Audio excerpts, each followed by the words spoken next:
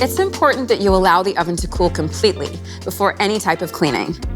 Warning: do not immerse the body, power cord, or power plug in water or any other liquid, as this may cause electrocution.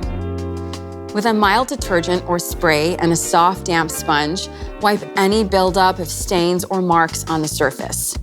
Be sure to apply the cleaning agent to the sponge and not directly onto the surface.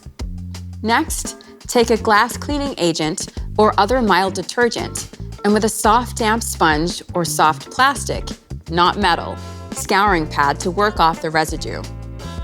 Be mindful that using an abrasive cleaner or metal scouring pad will scratch the oven surface. Wipe the LCD screen with a soft cloth. Again, apply the cleaning agent to the cloth and not directly on the LCD screen.